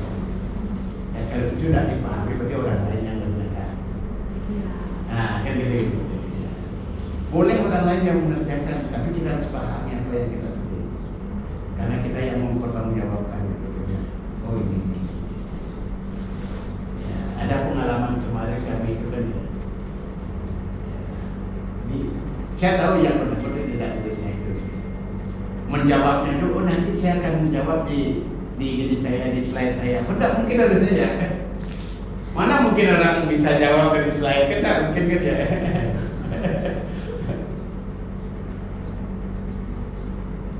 Saya itu tidak nyangka saya pimpinan sidang pada waktu itu. Ya, saya tidak menyangka. Saya kira dia ngomong tapi dia tidak presentasinya. Setelah itu yang mempresentasikan, dia yang berdiri aja. Ya, saya kira belakangan setelah mau habis baru saya lihat, tidak ngomong katanya.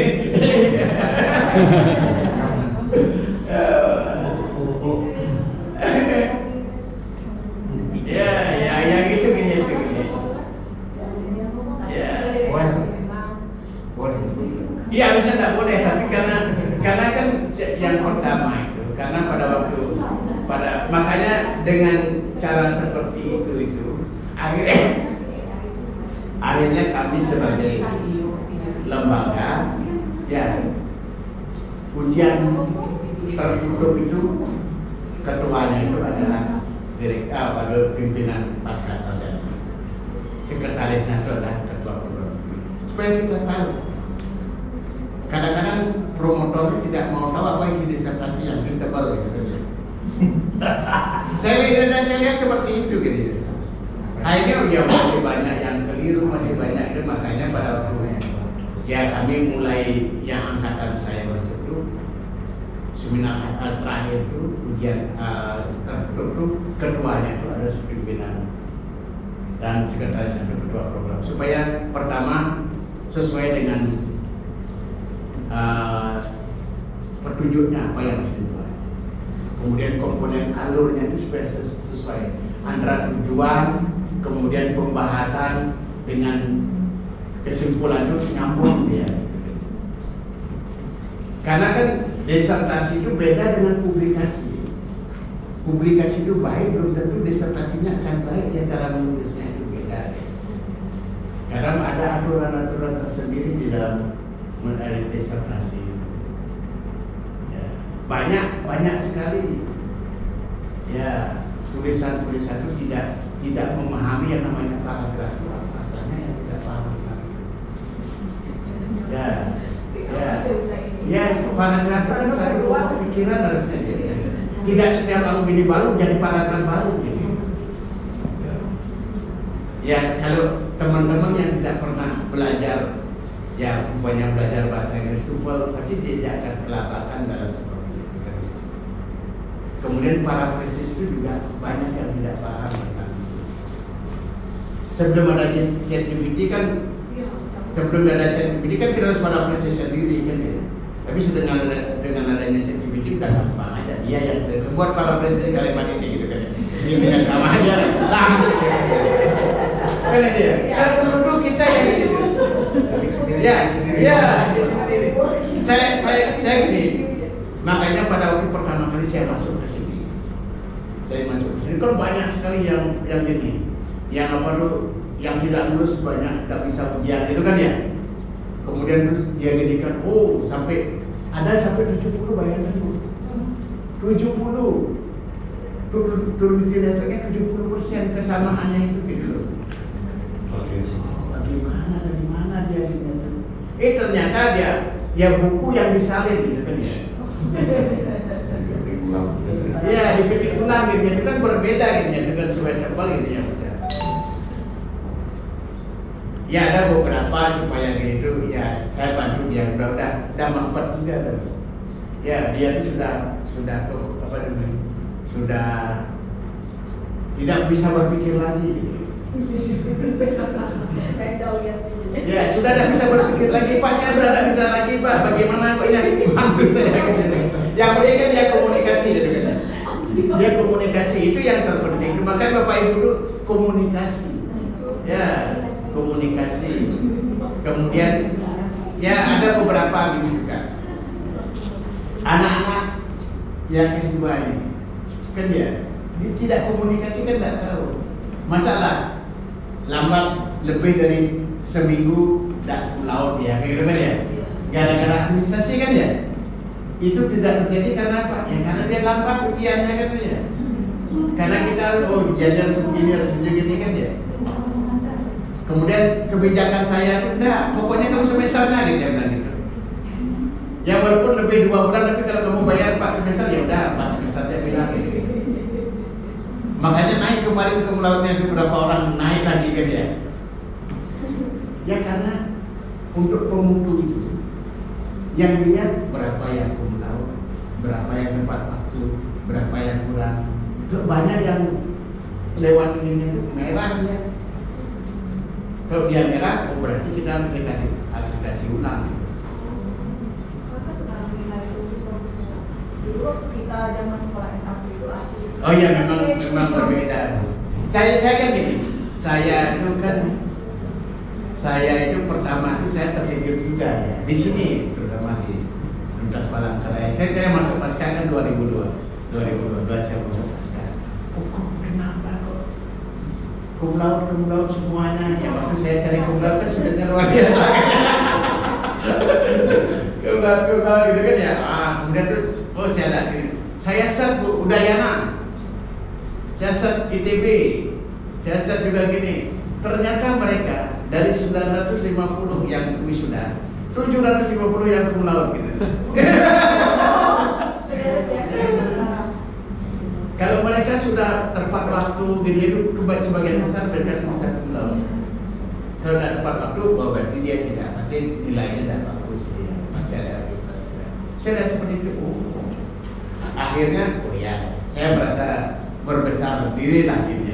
Dulu kan ya, saya tuh merasa kecil Bu. Unti salah saya kenapa kok banyak sekali orang cum laude begini. Zaman kita. Ya. Oh ternyata sudah sekarang sudah gini. Tapi memang di S1 masih sedikit ya kan ya. Kalau di pasca sudah terbiasa. Cum laude itu kalau sudah dia rajin masuk ini itu ya pasti selesai tepat pada waktunya selesai. Ya. Nah, yang S2, yang S3 itu tidak selesai itu bukan karena kuliahnya. Yang tidak selesai itu bukan karena disertasi atau tesisnya. Yang tidak selesai itu karena ada pertentangan antara dia dengan pembimbingnya. Nah, itu yang jadi permasalahan. Bisa diganti, bisa diganti. Sebenarnya bisa, tapi mahasiswa kan jarang mau minta. Ya, dia meyakinkan ya. Mahasiswa itu masih dalam mindset mahasiswa itu saya penting untuk mereka kan masih rekan-rekannya pasti saya dikasihkan pembimbing yang lebih sulit lagi gitu. Dalam mindset mahasiswa itu seperti itu. Ya, seharusnya ya ini rasanya saya sudah satu semester kok tidak ada kemajuan, tidak ada progres nih ya.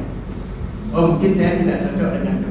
Yang itu bukan yang menjadi permasalahan itu kan begini, bukan karena pembimbingnya, karena mahasiswanya.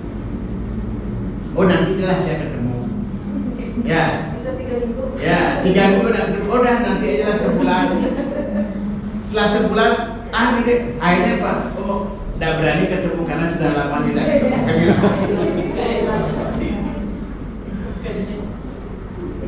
Kalau saya lihat Bu, bukan apa-apa kalau saya lihat. Kalau disusuri saya lihat pemimpinnya masih bagus-bagus di sini Bu ya. Masih mau mengatakan apa yang begini. Karena memang ada beberapa strik, harus di sini harus begini kan ya. Oh ini harus dilakukan ini. Yang penting diikuti aja. Rahasianya lagi Bapak Ibu, saya buat buka rahasianya ini. Kalau Bapak Ibu masih jadi bimbingannya, ikuti apa orang katanya dia gitu. Jangan kita melawan, kalau sudah selesai baru lawan. Ya, teman-teman banyak yang tidak selesai itu kan karena melawan pemimpin dia. Tidak sesuai dengan gini, udah harusnya begini. Jangan. Tapi kalau sudah selesai, dan disertasi yang baik dan disertasi yang selesai dikerjakan. Kalau sudah selesai, ya nanti ibu sudah sama dengan dia, baru bertengkar kita bisa apa? Ya, kalau pada saat kita menyusun kita tuh berbeda pendapat dengan dia karena dia masih mempunyai ini kan ya. Kalau dia tidak mau ya sudah, kamu ikuti aja, silahkan aja. Mau ujian belum bagi saya kan gitu dia jadinya. Nah itu yang terjadi. Ikuti aja dulu pembimbing itu. Karena nanti pembimbing itu pada waktu ujian pasti dia akan membela kita. Kenapa kita ikuti dengan dia? Kalau tidak gitu dia tidak akan ikuti dia.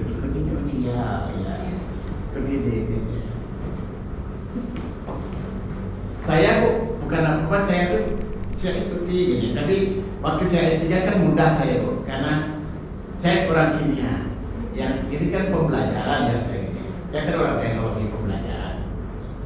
Saya teknologi pembelajaran bagaimana mengajar kimia yang sulit menjadi mudah gitu. Itu teknologi itu yang saya gini kan. Nah kemudian orang-orang mereka itu kan tidak cuma satu ya pembimbing satu orang kimia, yang lainnya kan bukan orang pendidikan semua. Nah, dengan cara saya mengajar seperti itu dia teknologi yang itu, mereka tuh terkagum-kagum jadinya gitu. Akhirnya mudahnya saya gitu.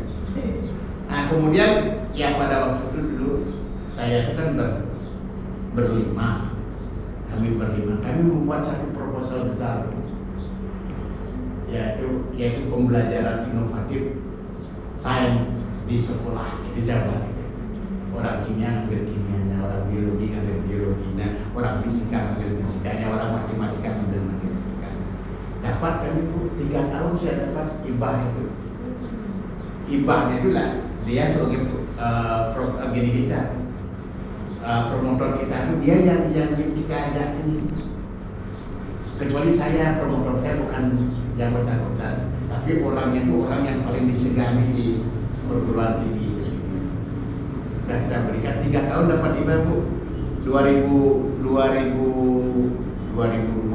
2004 saya dapat 3 tahun, dapat 125 juta pada tahun itu. Makanya saya kesini ngambil data, dibiayai oleh IBAH itu. Walaupun dari gini itu sudah dapat juga. Dari apa beasiswa saya kan dapat Dunai itu dah saya bimbingan itu dapat ini. Ujian itu tidak bertanya Bu, karena setiap hasil gini itu hasil publikasi kita kan harus koordinasi dengan yang bersangkutan, karena yang bersangkutan akan bertanggung jawab dengan pasca itu gitu. Udah pada waktu ujian udah ini aja kamu akan apa yang ini begitu aja mereka itu pada waktu itu tidak ada lagi. Ya udah, saya juga heran ini ya. Ini terus terang nih ya. Begitu Tuhan itu ya melindungi, adanya menganugerahkan saya ya. S1 saya disayang oleh semua pemimpin saya gitu ya. S2 juga begitu. Di S3 juga begitu. S3 itu silahkan kamu pakai ruangan saya, dia bilang gitu. Kadang kan dapat terima tuh pakai ruangan saya untuk ini. Padahal orang itu takut luar biasa. Dengan ibu pernah dengan T. Rakajoni, orang Malang, Cokordo Rakajoni. Wah itu tuh orangnya sadis luar biasa. Ya, T. Rakajoni itu kalau dia lulus dengan masih doktor di tanah gitu. Ya psikologi lanjut yang ngajar gitu. Nah kemudian orang itu, nah ini kita gini kan ya, pengalaman saya, orang itu dia mempunyai kelemahan tersendiri. Kalau kita tahu kelemahannya dia, kita akan dapat mengambil hatinya. Saya tuh dapat ilmunya dari teman saya, dari Kalbar. Teman saya dari Kalbar. Waktu kami di Tasmania, dia bilang gini, oh ini presiden, dia direktur itu kan presiden Tasmania itu ulang tahun perkawinannya sekarang. Saya ucapkan, itu teman saya tuh dia ucapkan gitu. Wah. Kemudian dia dipanggil besoknya gitu. Oh terima kasih kamu sudah sudah gini, saya memperhatikan, saya tidak ada orang lain yang tahu ini, kamu apresiasi kepada kamu saya. Dia bilang gitu kan ya, dia cerita dengan saya. Itu yang saya aplikasikan di Malang itu. Di Raja Indonesia cari perkasa dia. Kapan sih dia nikah itu? Karena dia nikahkan dengan orang yang kastanya lebih rendah gitu. Cari dia ini. Kemudian saya dengar juga mereka itu kan tidak terlalu disetujui oleh keluarganya gitu kan ya. Nah, kemudian pas ulang tahun perkawinannya saya ucapkan gitu juga gitu. Nah, kemudian pada waktu ujian kami itu kan presentasi. Pada waktu ujian presentasi itu, karena dia itu paling sering bertanya yang sulit-sulit dengan waktu beliau masuk itu, saya kan presentasi. Oh, terima kasih Prof. Raka Joni sudah hadir di sini ya. Mudah-mudahan saya bilang gitu kan ya, banyak masukan untuk kesempurnaan daripada makalah saya ini. Gitu kan ya. Kemudian, dah ada pertanyaan dulu.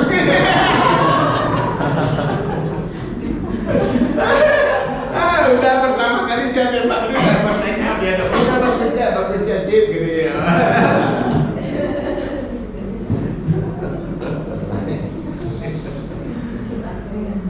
Nah itu ya. Oh pengalaman saya dulu hari kan sebenarnya saya bisa masuk ke medis sudah dikecil ya. Saya itu pernah ditinggal pesawat, pernah ditinggal kapal laut gitu ya. Waktu gitu ya. Lucu pokoknya saya. Nah itulah pengalaman yang luar biasa dengan anak-anak saya di sekarang itu ya. Tidak menyangka juga gitu. Saya ngurus guru besar sehari aja. Banyak orang tidak percaya masa. Ya benar saya sehari aja ngurus guru besar itu. Nah itu berkat Tuhan juga gitu ya. Tanggal 29 Oktober tahun 1992 saya bawa gini saya. Dulu kalau ngurus guru besar banyak bawa berkas besar-besar kan ya. Tidak seperti sekarang kan ya. Pakai gini. Dia banyak bawa gini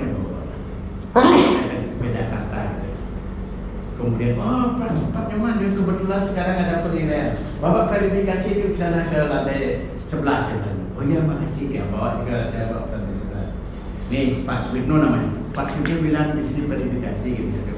Nah ini.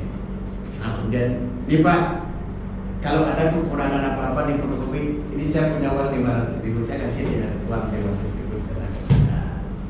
Nah, udah saya kembali ke Pak Sweetno. Pak sudah saya verifikasi di sana. Ya kalau ada kekurangan apa-apa, tolong Pak dibantu ini untuk fotokopinya. Ya saya kasih uang juga dia itu. Waktu itu 1 juta saya kasih. Ada tuh. Dia bilang gini, Pak Nyoman, udah tidak usah begini. Pulang ya dah. Dia bilang gitu kan ya. Nah, saya pulang. Tapi saya pulang itu saya ke Bali. Di Bali ada kegiatan gitu. Kemudian besok sore, tanggal 30 Oktober itu, Pak Nyoman, persyaratan sudah terpenuhi, Bapak bisa lolos sebagai guru besar gitu. Kan sehari aja kita SK saya itu 1 November SK saya itu gitu. SK saya itu 1 November SK saya itu gitu. Ya walaupun di sana dia dari 900 dapat 315 kan belum dapat apa-apa waktu itu.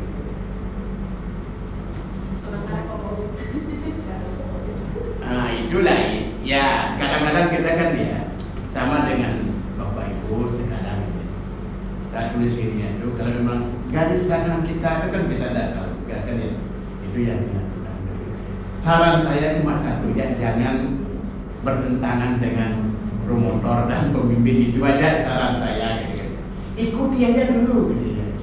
Kalau setelah selesai Bu sudah dokter ya nanti kalau di seminar berikutnya di mana ketemu pertentangan apa gitu ya. Tidak dosa itu ya, karena dalam akademis itu tidak ada yang berdosa ya, menanamkan prinsip kita kan.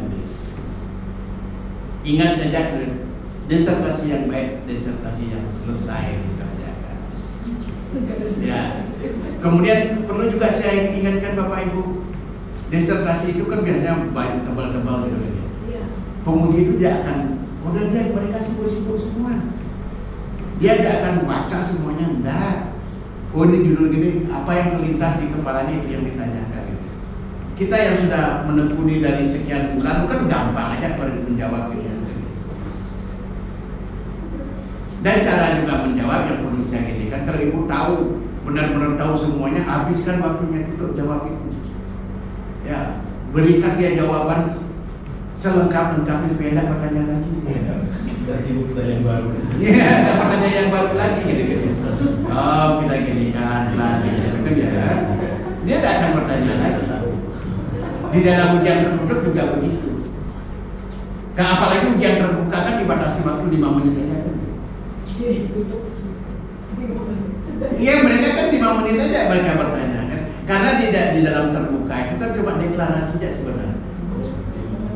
Satu SKS saja cukup terbuka.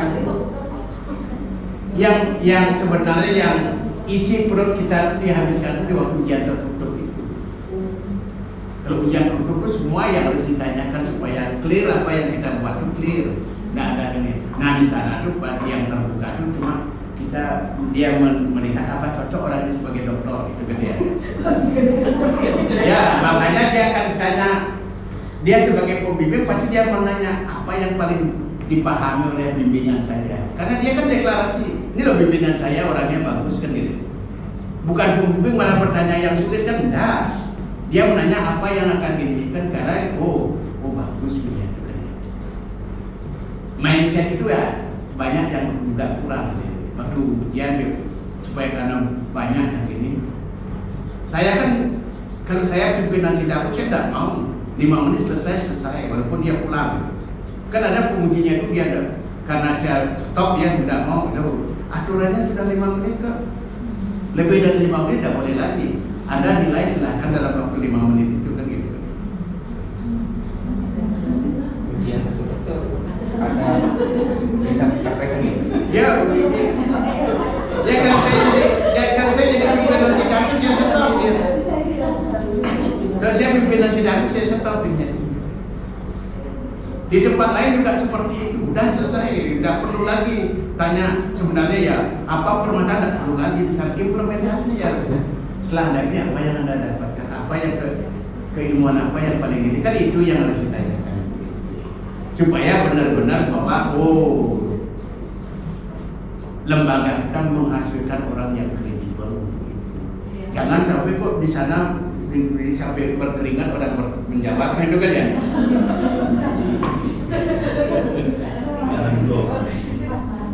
Nah yang perlu ibu siapkan itulah pada waktu ujian tertutup. Ya pada waktu di sana itulah yang kita ginikan itu apa yang perlu dinikan, apa yang perlu ditambahkan untuk itu. Yang pembimbing yang baik itu ya pada saat ujian tertutup itu juga dia akan mengarahkan apa yang harus dilakukan.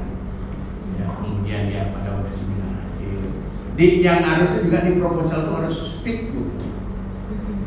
Jangan sampai di proposal itu tidak fit kita. Ya, karena ya dia kan dia yang akan menguji kita. Ya dalam proposal itu kan ada promotor 1, co-promotor 2, penguji 3, gitu kan ya.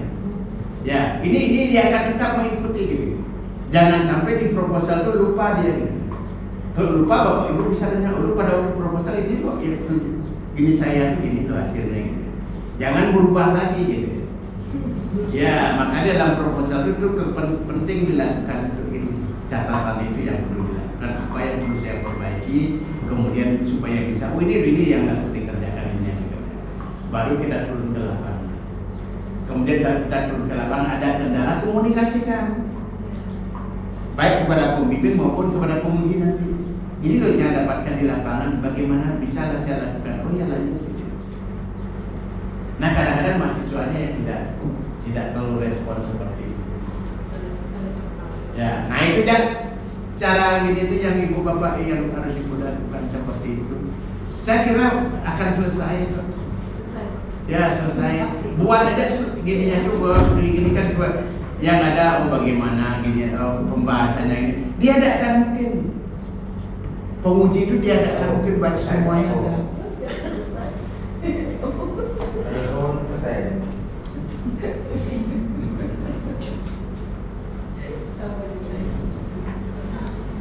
Nah ini juga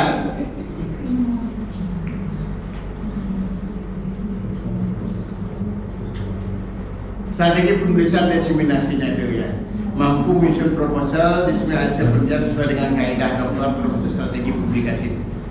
Punya priorisasi fokus ke novelty, kebaruannya apa. Supaya kita dapat kebaruan, kita harus baca dulu penelitian sebelumnya apa yang sudah dilakukan.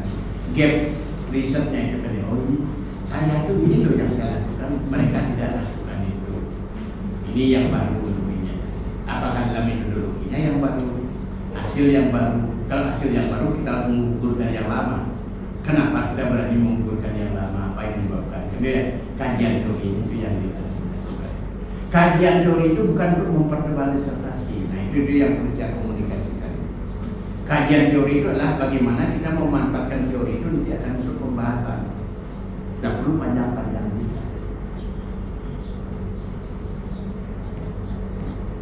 Nah, kemudian juga yang sering terjadi ini supaya jangan Bapak Ibu memisahkan antara hasil penelitian dan pembahasan, jangan. Reduplikasi dia jadinya.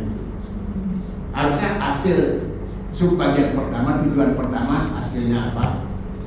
Pembahasannya ini, kesimpulannya ini. Bagian tujuan yang kedua ini pembahasan hasilnya ini, pembahasannya ini. Langsung langsung mengalir seperti itu akan mudah ya. Daripada hasil semuanya nanti kita bahas lagi. Ya, kebanyakan mahasiswa hasil itu dibacakan lagi hasilnya itu ya. Berarti kan kalau ibu lakukan itu turnitinnya itu semakin bertambah jadinya. Ya makanya itu langsung dikerjakan kesimpulan. Kalau sudah alirannya seperti itu, aturannya seperti itu, saya kira selesai. Yang sering lupa itu adalah ya teman-teman kita, ya ibu bapak yang sering melakukan penelitian yang tidak melihat metodologi. Oh ini yang saya kerjakan loh, dikerjakan. Ternyata di dalam metodologi tidak disebutkan apa yang dikerjakan itu. Ya metodologinya kan untuk yang tujuan pertama, indikatornya apa, bagaimana saya mengukurnya, bagaimana dapat hasilnya, kemudian baru dibahas kenapa hasilnya seperti itu. Kan itu kan ya, nyambunglah dia jadinya antara metodologi tadi. Yang sering dilupakan itu juga adalah antara hipotesa statistik dan hipotesa penelitian. Yang dimasukkan hipotesa penelitian aja. Hipotesa statistiknya tidak dimasukkan. Hipotesa penelitian berpengaruh terhadap ini H1-nya, H0-nya tidak berpengaruh. Statistiknya yang mana? Ya, apakah dia menggunakan alfanya ataukah menggunakan mu-nya, kan itu yang harus dilakukan. Kemudian di dalam uji statistik itu, yang sebelum uji statistik itu kan persyaratannya kan harus dikomunikasikan. Ya, normalitas, kemudian terus homogenitas. Kalau dia tidak normal, tidak homogen, oh ini yang saya harus kerjakan. Parametrik dia lagi tadinya kan. Oh, ASC yang saya lakukan tarkis itu. Oh kalau dia homogen, oke saya pakai ANOVA-nya sudah bisa. Nah kadang-kadang di sana dah gitu. Kemudian korelasi. Mengkorelasikan kita harus lihat R kuadratnya. CQ-nya itu CQ skornya dulu. Kalau CQ-nya kecil berarti tidak bisa. Tidak bisa kita korelasikan. Nah, tapi matematika di komputer bahwa dikorelasi dia. Nah persyaratan korelasi itu harusnya apa? Nah, itu yang belum saya lihat belum terlalu dilihat dengan teman-teman di sini. Mereka yang melihat korelasinya alfanya sudah memenuhi 0,05 lebih kecil berarti ya diterima. Padahal di sana itu persyaratan dia itu tidak diterima seharusnya. Itu adalah kesalahan tipe pertama. Kan dalam penelitian ada kesalahan tipe pertama, ada kesalahan tipe kedua. Ya, artinya kita terlalu mudah mengatakan bahwa seharusnya tidak mungkin kita katakan mungkin, gitu kan ya? Nah, kemudian harusnya tidak memenuhi, dia mengatakan tidak memenuhi. Karena kalau seharusnya dimasukkan apa aja dia akan bisa menerimanya. Tapi logika pemikiran kita, statistik itu alat bantu aja ya, supaya kita bisa, kitalah yang menginginkan mendeskripsikan itu berdasarkan teori yang kita miliki. Kenapa bisa seperti itu? Nah, di sanalah tempatnya kalau Bapak Ibu sering baca jurnal mudah. Tapi kalau tidak senang membaca, ya sulit. Ya, bimbingan saya tidak senang baca, ya bagaimana gitu. Orang bilang kok dibilang saya menyulitkan, enggak. Bimbingan saya itu semuanya tidak ada yang sulit. Kalau ini Mbak baca ini, Mbak baca ini, Mbak baca ini. Kamu cari, kalau kamu tidak dapat tanya saya bilang gitu kan ya. Kalau saya beritahukan lupa nanti kamu gitu kan ya. Oh Pak sudah ya, berita udah bisa. Kalau tidak bisa ini kenapa Pak? Oh ini. Lalu dijelaskan. Kalau bimbingan saya itu seperti itu saya. Lama ada ketemu siapa? Kenapa kamu tidak pernah muncul kan dia gitu kan? Masa? Mula. Cuma yang tidak menghilang kan lupa lagi nanti apa yang dijadikan kan Pak ya? Ya, ini kenapa kamu tidak bisa muncul sampai lupa gitu ya? Ya dulu saya yang paling protes juga gitu kan? Saya yang paling protes. Kenapa kok bisa membimbing banyak-banyak? Sekarang banyak yang bimbing saya jangan dikasih banyak, nggak bisa. Otak saya itu tidak sampai sekian juga kan gitu kan ya. Oke, setiap angkatan dua lah gitu. Jangan terlalu banyak gitu.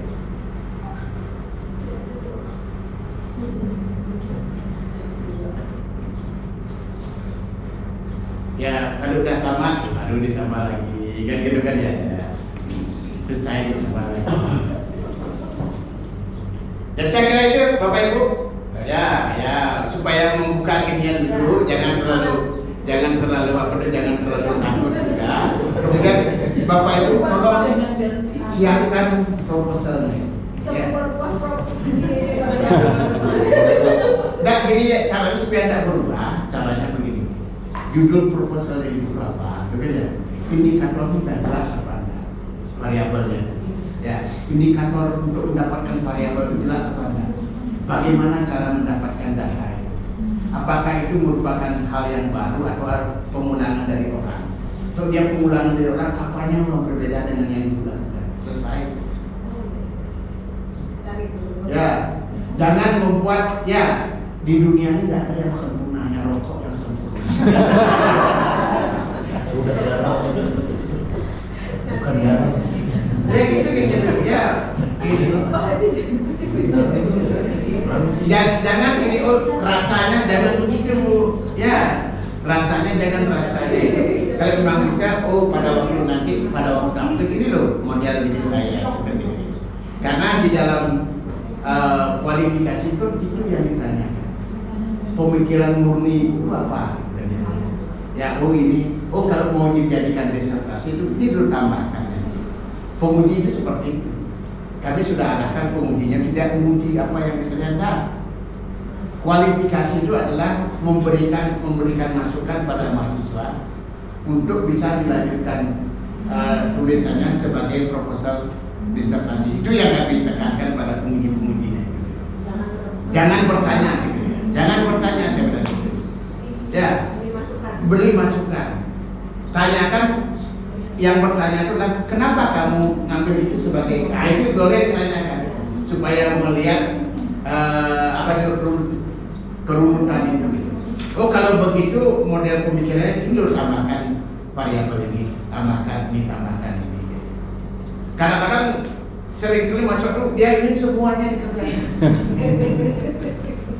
Dunia milikku. Ya semua ingin dikerjakan karena belum ke lapangan gitu. Tapi kalau sudah ke lapangan baru dia didukung. Sulitnya minta ampun gitu kan ya. Data-data yang ambil pada waktu itu ini loh yang akan saya kerjakan gitu kan.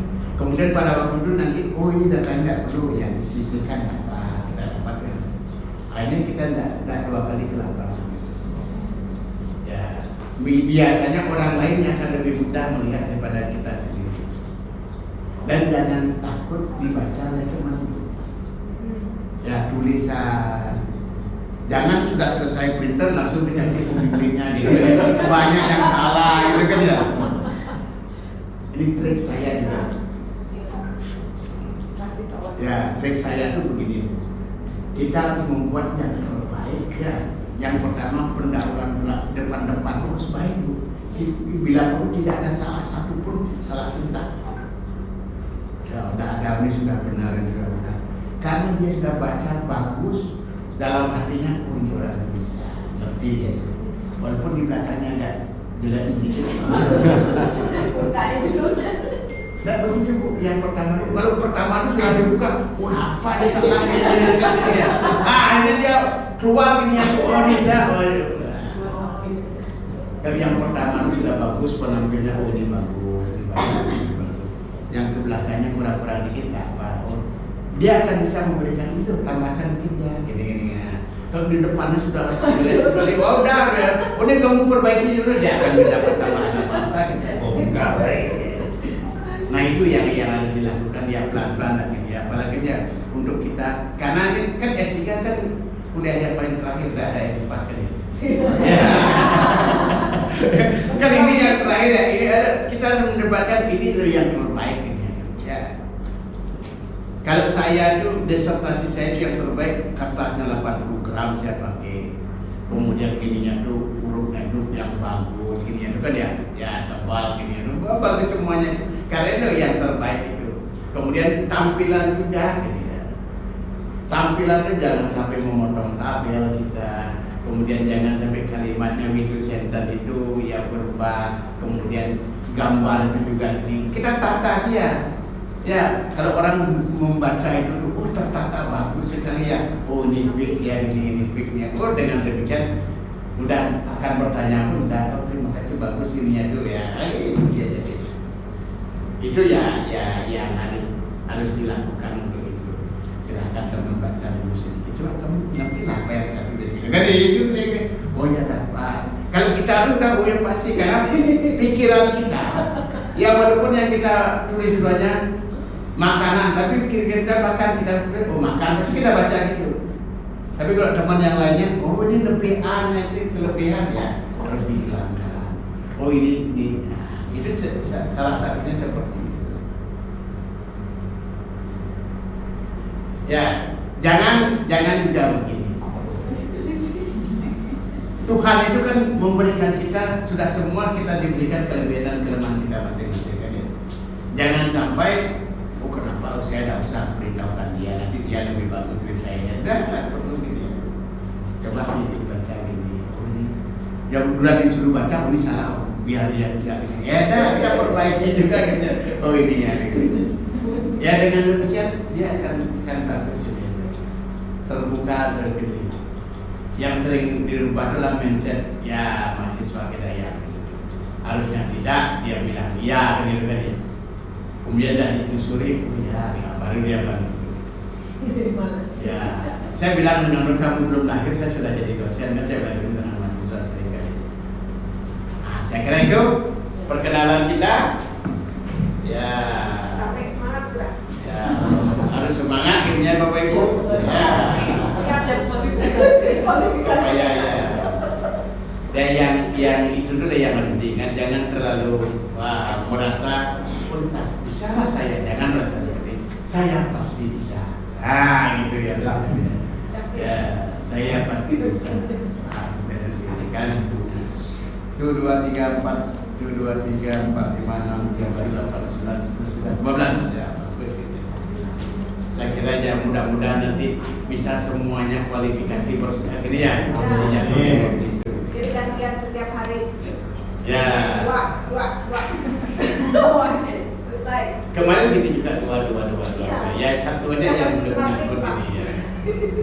Ya mudah-mudahan ini. Ya nanti yang Pak Agung itu dia lebih jadi penulisnya dia.